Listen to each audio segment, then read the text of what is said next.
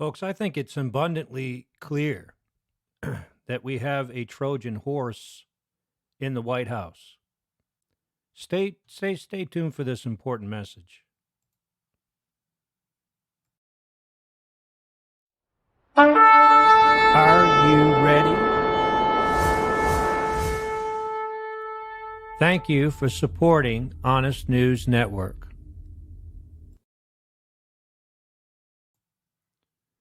I've been warning you all along. Of course, the Lord had revealed to me that Donald Trump is a snake in the grass. But many of you might have already forgot this, but his daughter and Jared both were not able to vote for her dad because she and her husband were not registered as Republicans.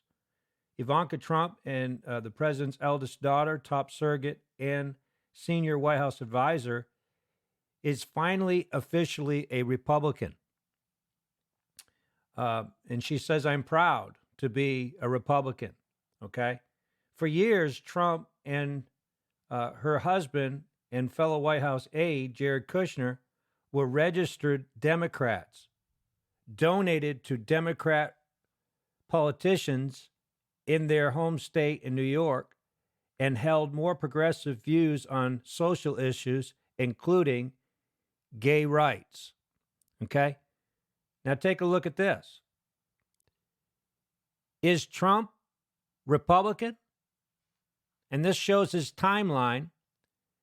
And what's interesting is even after he changed from a Democrat, it says that he continued to give more money and support even before he changed to a Republican, he gave more funding or more support to the Democrats, even after he switched over to being a Republican. And if that's not troubling, folks, see, the big picture here to me is how much support he's giving to the homosexual community. And what I'm learning is he's now supporting the homosexual community or the perverted community that's on the earth internationally. That's a big deal.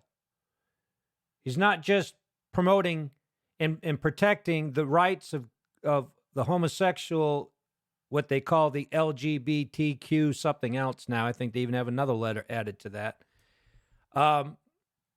But he not only supports them in the United States, but he is supporting them internationally. That's a big deal.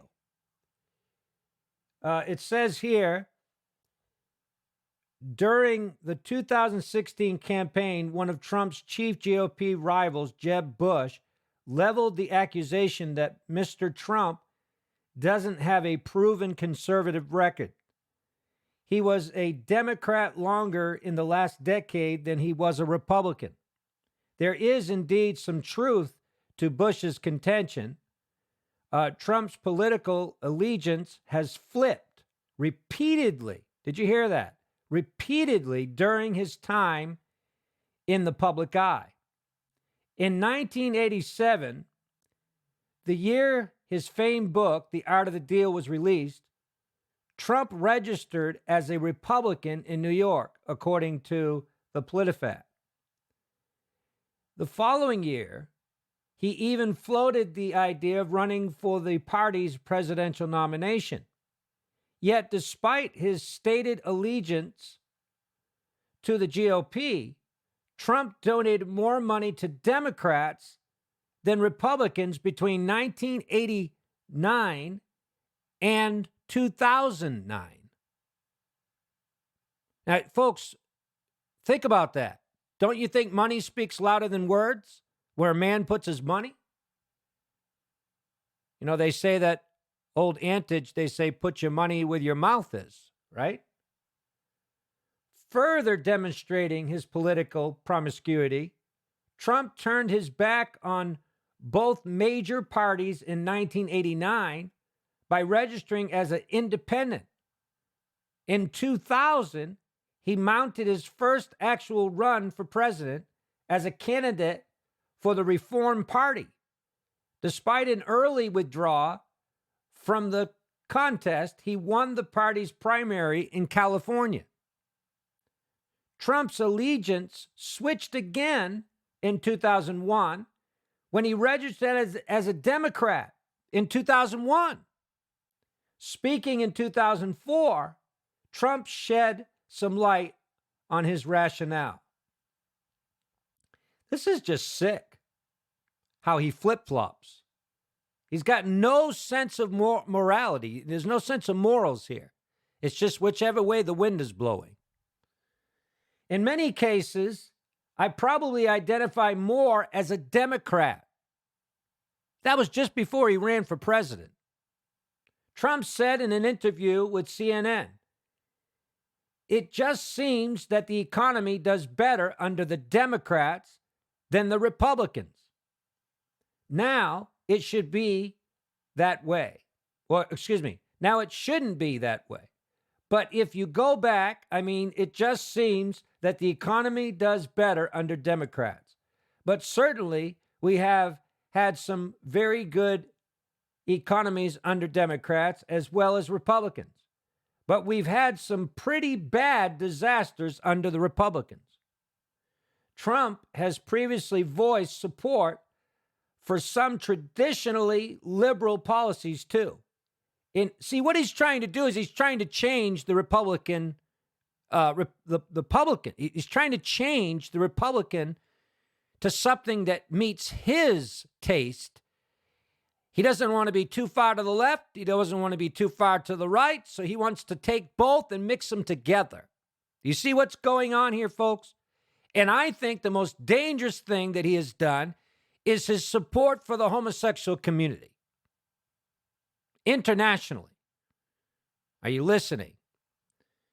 Now, of course, the Republicans that don't love Jesus and that don't love the Bible and are not truly saved, they don't care if he supports the homosexual community.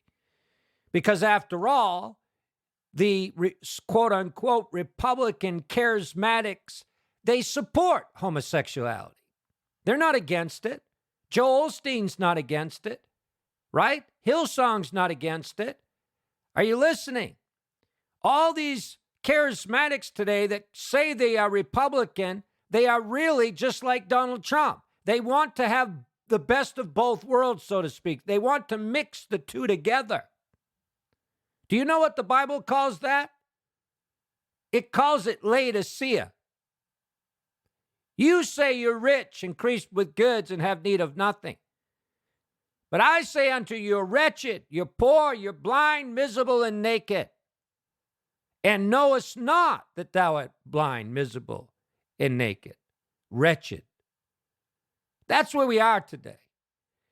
Because the church today would like to identify itself with a political party versus identifying themselves with the righteous King of kings and Lord of lords. That's why the church is going to be left behind. That's why the church is lukewarm. That's why the church is going to end up in the tribulation hour. Because they are more concerned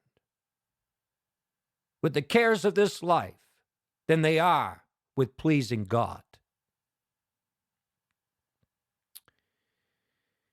If it's not a big deal to you that your president supports internationally and protects what God says is an abomination, what the Bible says that God destroyed 2 cities for, Sodom and Gomorrah. And Jesus warned of that in the New Testament. Remember Lot's wife? He says, as it was in the days of Lot, so shall it be the coming of the Son of Man. Are you listening? The New Testament speaks much of the overthrow of Sodom and Gomorrah, and then goes on to warn that God's not going to destroy the earth with another flood, but it will be with fire. the heavens being on fire, the elements melting with fervent heat. God says Sodom and Gomorrah was just an example of what is to come. If you go to Sodom and Gomorrah today, all you're going to find is ash. But you'll find little green substance that they have determined now that is sulfur. And they've actually burned it. I wish I had that video right now. I would have played it. The sulfur that is still there. When God rained down upon Sodom and Gomorrah, fire and brimstone. The brimstone's still there. You know what interests me? Why doesn't the science community want to study that area? Why aren't the archaeologists studying that?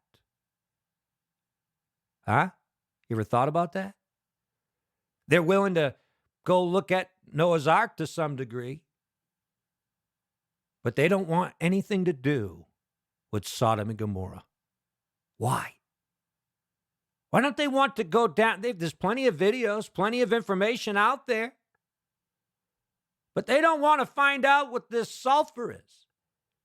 That when you light it, it burns, and it burns, and it burns, and it burns, and it gets hotter as it burns, and it glows as a fervent heat. You know why they don't want anything to do with that? Because they're hypocrites. They know that if they go and study that, if they go and research that they've got to admit the truth. There's nothing on this earth like this. How many know there's no such thing on this earth as brimstone? The closest thing we have is sulfur, which is a poisonous gas, puts off a poisonous gas.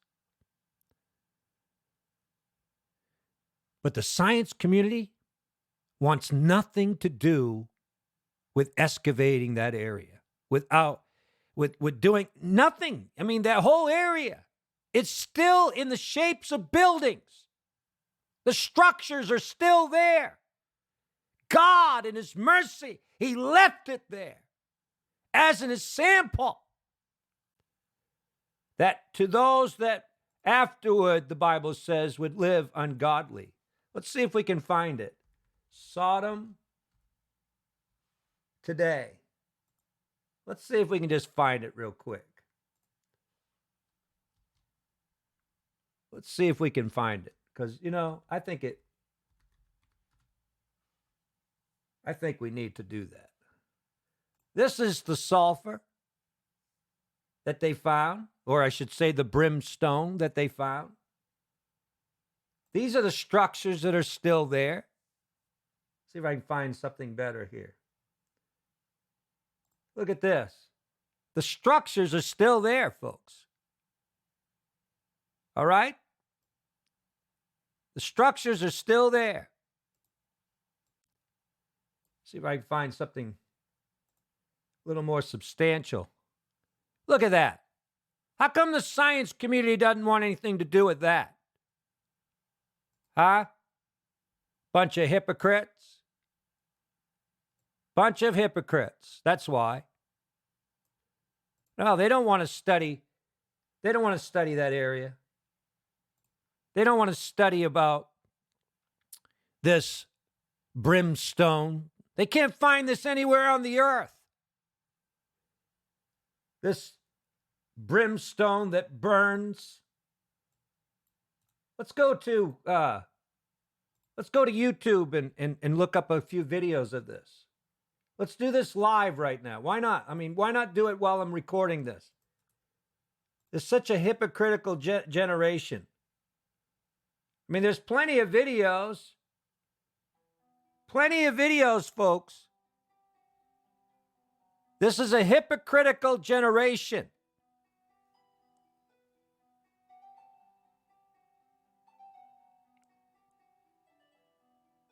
Hypocrites.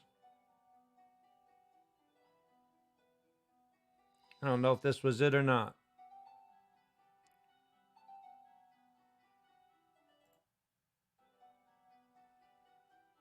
That's not the video I was looking for.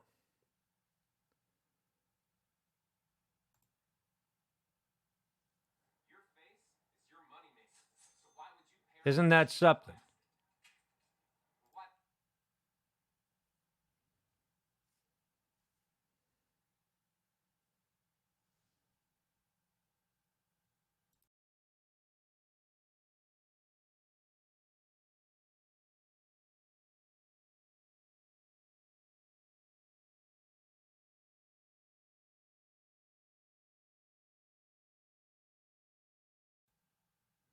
I mean, look at this. This is sulfur that they found.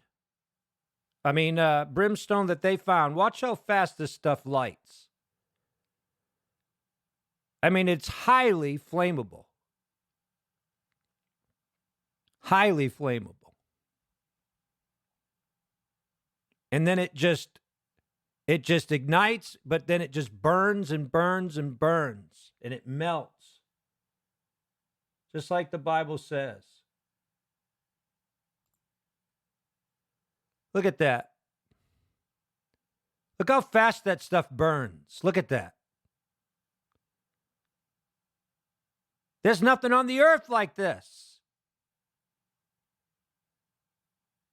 This is what God rained down upon Sodom and Gomorrah.